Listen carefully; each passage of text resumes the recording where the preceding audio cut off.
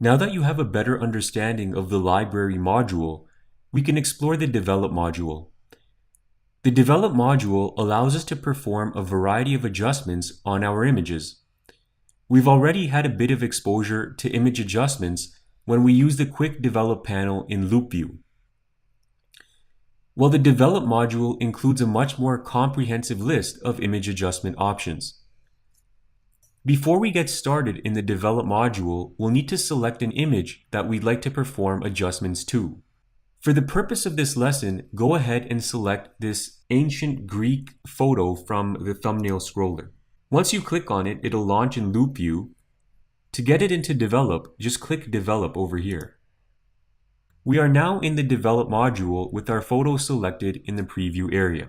On the left side of the develop module, we have some items that probably look familiar. We have our navigator, which we worked with in Loop View. We can scale our image up and down using the aspect ratio options in our navigator. We've been through that before. For now, just go ahead and select fit. You'll also notice that we have our preset menu available here. So just go ahead and expand that. Keep in mind that if you don't have any of these panels available here, you're going to right click on any one of the panel headings and place a check mark next to each one of these items. We'll be working with all of them. So if you recall, the preset menu consists of various adjustments we can perform at the click of a button. Just as a side note, the first few preset headings we see here are all relevant to black and white presets. Sometimes when you take a photograph, the colors in the photo may give it a somewhat boring look. A great way to spice up the image is to add a black and white preset to give it a much more dramatic look. This works especially well if you photographed a scene which already has an older or an ancient look to it. We'll be applying a black and white filter to this image, but before we do, we can easily preview what the filter will look like by hovering our mouse over each one. Pay attention to the navigator as you hover your mouse over each filter.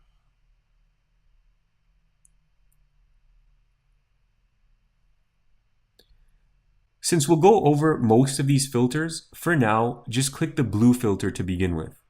So clearly the image has turned into a grayscale image, but take a look at the histogram so we can see exactly what this filter did. Since our image is now grayscale, so is our histogram. There are no longer any additional colors present. And just if you want to see the before and after, I'll just undo that. So this is the histogram before, and you can see the different colors in the histogram. And I'll click back onto the blue filter, and now it's completely grayscale. Another way of removing a filter you've applied, or any adjustment for that matter, is to click the reset button, and that takes you right back to your original shot. With the blue filter applied, we can see that our midtones have shifted over to the right in the histogram. So this tells us that we've emphasized the highlights in this photo to give it a much more dramatic look against the darker set of colors. Now click on the blue high contrast filter. Here, our midtones have shifted over to the left. Okay, so this is the before, and this is the after. You can see a complete shift of midtones over to the left. This means that our mid-range of colors have become much darker, and we can clearly see that that is the case just by looking at the stone pillars. Now I'll go ahead and select the green filter. So again, just before I click on it, take a look at the histogram. So this filter has removed quite a bit of our black and darker shade of colors and shifted the midtones predominantly to the right. And we can see that it's removed the shadow detail almost completely in the stonework. So the image does look a lot flatter because we don't have those contrasts in the tones anymore. Now let's go ahead and click on the infrared filter. I'm just going to click on the reset button first before I click on that filter.